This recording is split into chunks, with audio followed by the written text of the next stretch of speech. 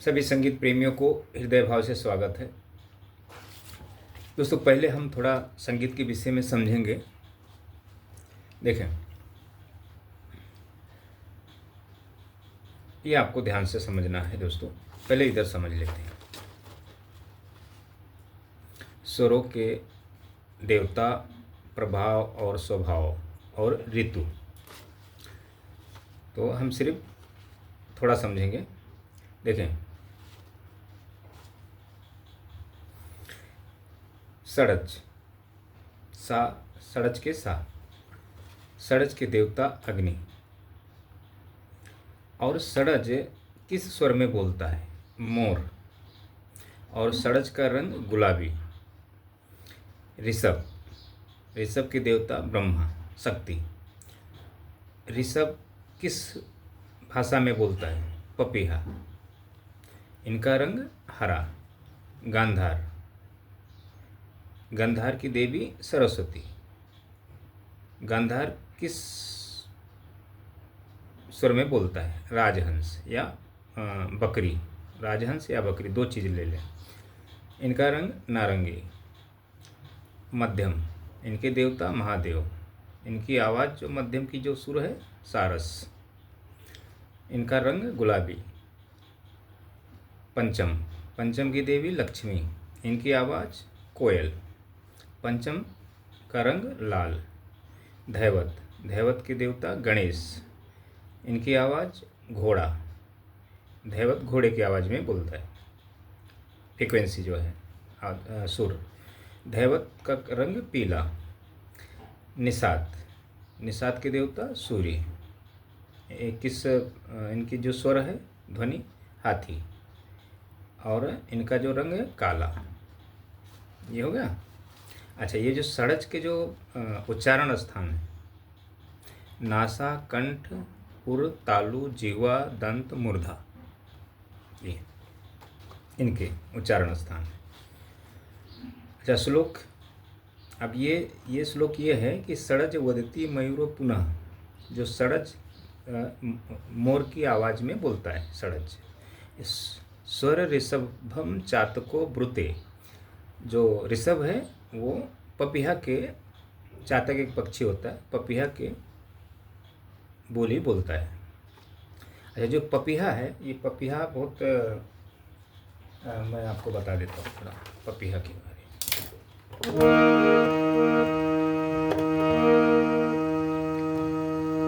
ऊंची जात पपीहरा, ऊंची जाति पपीहरा, पियत न नीचो नीर। ऊंची जात पपीहरा, पियत न नीचो नीर। कैयाचे घनश्याम सो, कै दुख सहे शरीर। देखें, ऊंची जात पपीहरा, पियत न नीचो नीर। कैयाचो, कैयाचे घनश्याम सो, कै दुख सहे शरीर। इसका एक दोहा है, तो मैं थोड़ा देखें। ऊंची जात पपीहरा, पियत न नीचो नीर। कै याचे घनश्याम सो, कै दुख सहे शरीर। तो इसका मतलब क्या होता है दोस्तों? पपीहा पक्षी बड़ी ऊंची जाति का होता है, जो नीचे जमीन पर पड़ा हुआ पानी को नहीं पीता है। वो बादल से ही पानी मांगता है, या अपने शरीर पर दुख ही झेलते रहता है। इसका मतलब जो मेन जो भाव है, जो श्रेष्ठ पुरुष होता है, तुच्छ वासनाओं से में कभी नहीं फंसते। जो श्रेष्ठ पुरुष होता है वो, तो इसका भाव अलग है, लेकिन मतलब एक उदाहरण दिया है। अच्छा, स्वर ऋषभम चातको ब्रुते, गांधार राख्यम छगो निगदंति च मध्यम क्रौंच। गांधार की जो है राजहंस, बकरी, छगड़ी, छागो। छागो का मतलब होता है छगड़ी, हिंदी में बोलते हैं ये अपना, और संस्कृत में छागो। निगदंत च मध्यमम क्रौंच। अच्छा, मध्यम का जो है सारस, क्रौंच मतलब क्रौंच एक पक्षी होता है, सारस को बोलते हैं। तो ये श्लोक है इसका। ये सब किस किस भाग, कौन कौन पंचम कोयल की आवाज़ में बोलता है, जैसे गदति पंचमम चितवाक, फिर चितवाक पिको रटती, मतलब पिको मतलब कोयल होता है। तो ये सब श्लोक है इसके बारे में, पक्षियों के, पक्षी जानवर के बारे में, पशु के।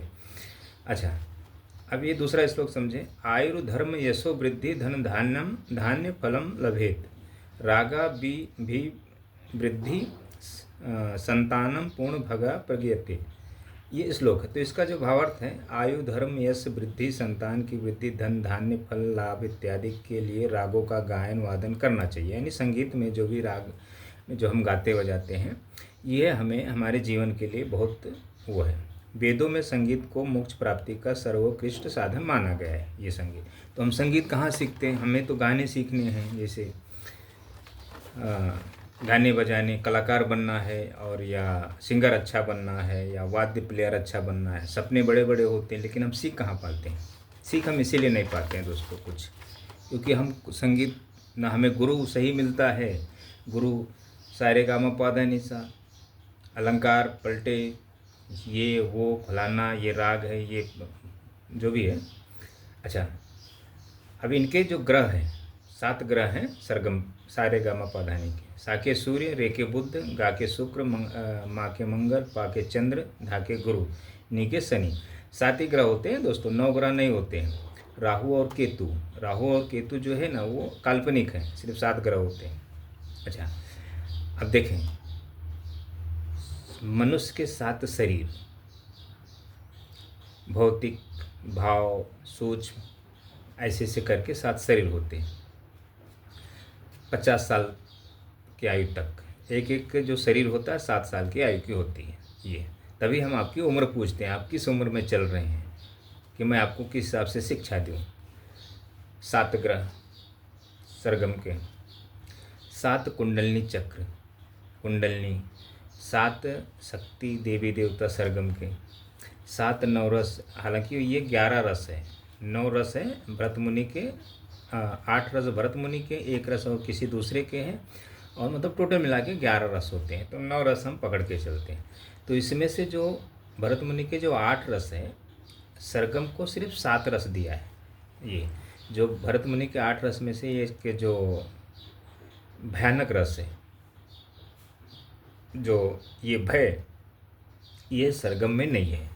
तो इसके जगह पे शांत रस है, भयानक रस की जगह पे। तो टोटल 8 रस है इसमें सरगम में। सड़च को 2 रस है, शायद वीर रस है या रौद्र रस है, ऐसे कुछ है, ध्यान नहीं मुझे। अच्छा, मनुष्य के अस्थाई भाव 9 स्थित रहने वाले, मनुष्य के अस्थाई भाव 9 होते हैं। जैसे 9 रस है ना ये भरत मुनि के, ऐसे ही स्थित रहने वाले अंतःकरण में अंदर, ये सब जो 9 रस है ना, ये 9 अस्थाई भाव, ये सब सोई हुई अवस्था में हर मनुष्य के अंदर होती है। कब गुरु की बात बुरी लग जाए, गुरु को भला बुरा बोल दे, कब गुरु से नाराज़ हो जाए सीखने वाला, कब गुस्सा आ जाए, कब अभिमान अहंकार आ जाए, मतलब कब उत्पत्ति हो जाए, इसका हम कुछ बोल नहीं सकते। तो गुरु जो होता है ना, शिक्षा देने वाला, संगीत बड़ा सोच समझ के काम करता है।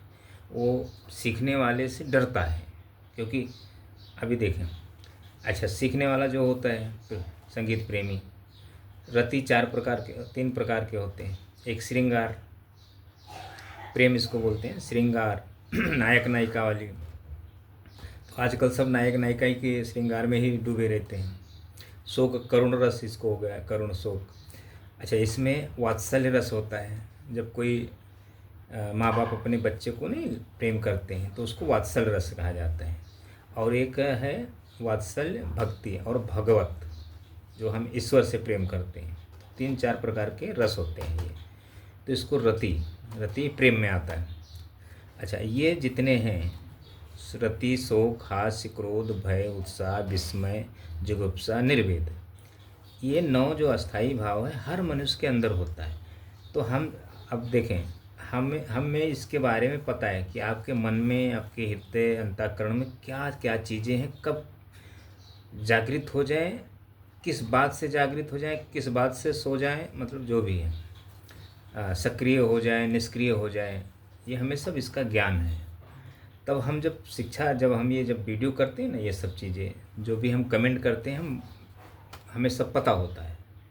जब हम आप जब मुझसे जुड़ते हैं, तो हम जब आपसे बातचीत करते हैं, समझते हैं आप क्या करना चाहते हैं संगीत में, जो भी है, तो हम जब आपसे बात करेंगे, कुछ 1-2 वीडियो देंगे, तब हम आपको समझ सकते हैं कि आप संगीत सीखने वाले में से हैं या मतलब जो भी है।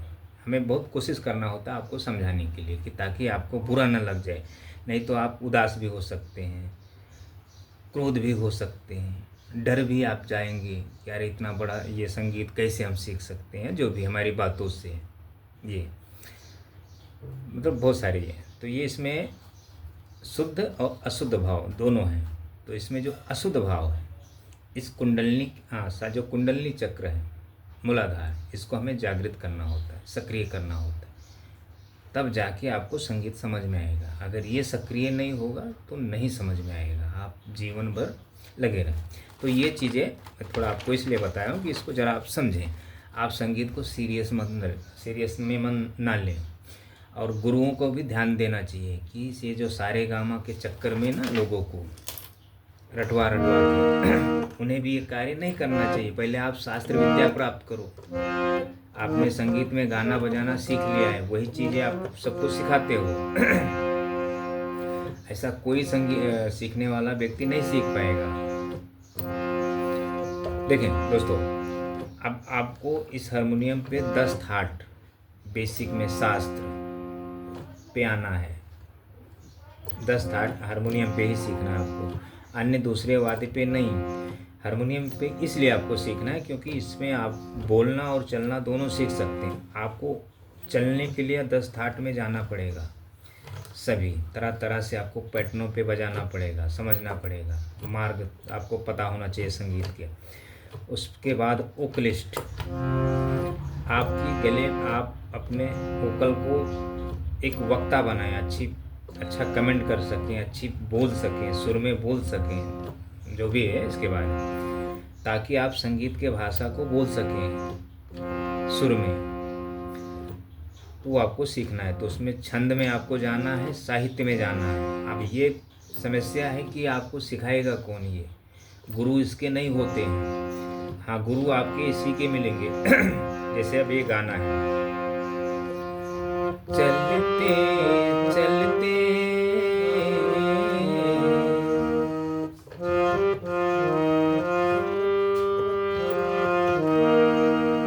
इसके, तो ये जब आप सीखेंगे, चलते चलते यूं ही कोई मिल गया था, यूं ही कोई मिल गया था, सारी रात चलते चलते।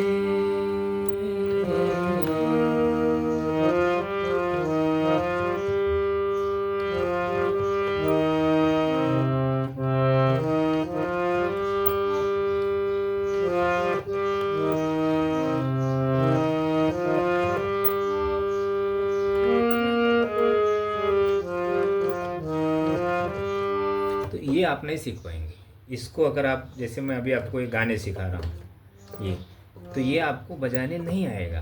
हाँ, आप थोड़ा कोशिश करेंगे फिंगर चलाने की, लेकिन नहीं आएगा। देखें, अखियों के झरोखे से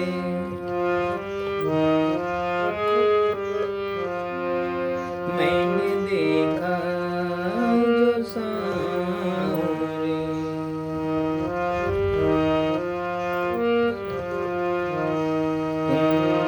दूर नजर आए, बड़ी दूर नजर आए।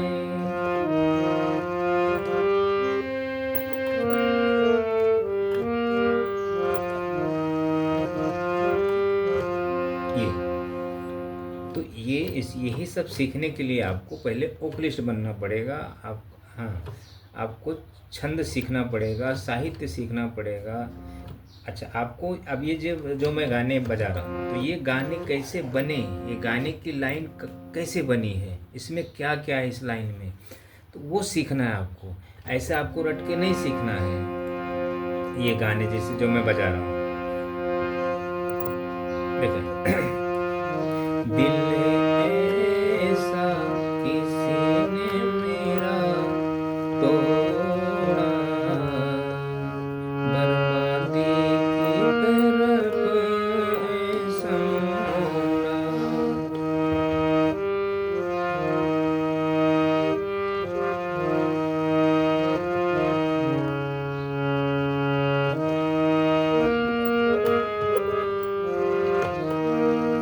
तो ये जो चीज़ें हैं, ये पहले आपको, ये जो लाइन लिखी है इसकी पढ़ाई करें, इसके बारे में समझें, इसकी पढ़ाई होती है। ये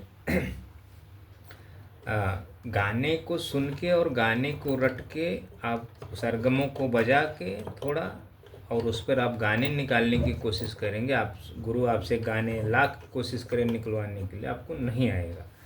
तो दोस्तों, ये आपको एक बात ध्यान देना है, पहले बेसिक में 10 ठाट हारमोनियम पे सीखना है, फिर सुर साधना के माध्यम से ये सब शक्तियाँ हैं, ये षड्ज ऋषभ, ये सारे गामा रटने से आपको संगीत नहीं, आप उल्टा संगीत से वंचित हो जाएंगे, आपका गला खराब हो जाएगा। कंठ, नासा, कंठ और तालु, जिह्वा, दंड, गुर्दा, ये सरगमों को रटेंगे तो आपकी जो ओकल है वहाँ पेट के नाभि से सारे ध्वनि आनी चाहिए, सभी पेट के नाभि से होकर तालु से निकलने चाहिए, पेट से नाभि से होकर जिह्वा से निकलने चाहिए, दंत से निकलने चाहिए, पेट के नाभि से आने के, ऐसा नहीं डायरेक्ट आपका दंत से निकले, मुर्दा से निकले, नासा से निकले, कंठ से निकले, उर से निकले, आपको कभी नहीं संगीत प्राप्त होगा दोस्तों।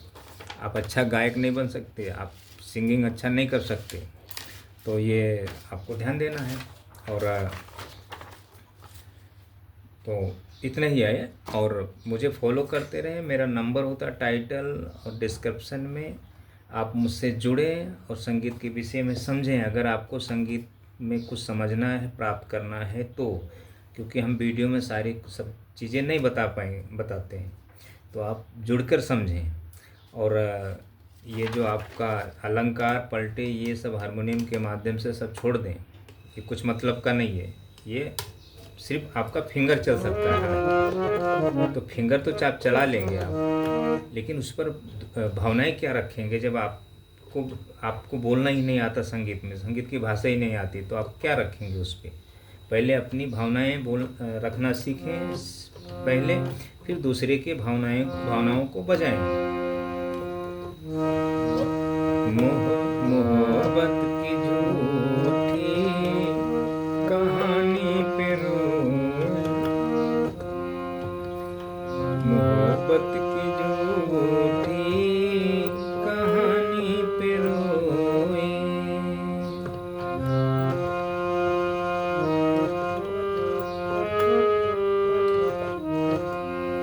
मोहब्बत की झूठी कहानी पे रोए।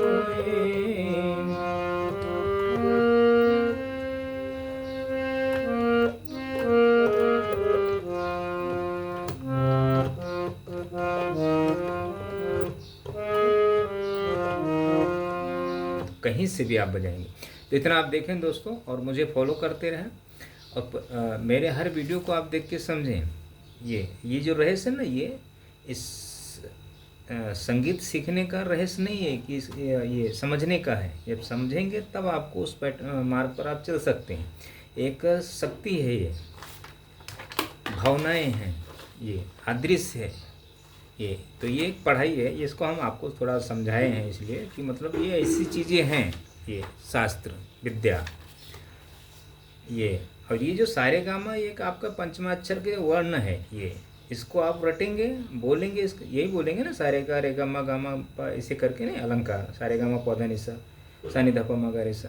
ये गला खराब हो जाएगा आपका, बेसुरे हो जाएंगे, संगीत गला खराब हो गया तो आपको संगीत फिर आपके जीवन में ख़त्म। गला सही है तो संगीत है। तो इतना आप देखें दोस्तों।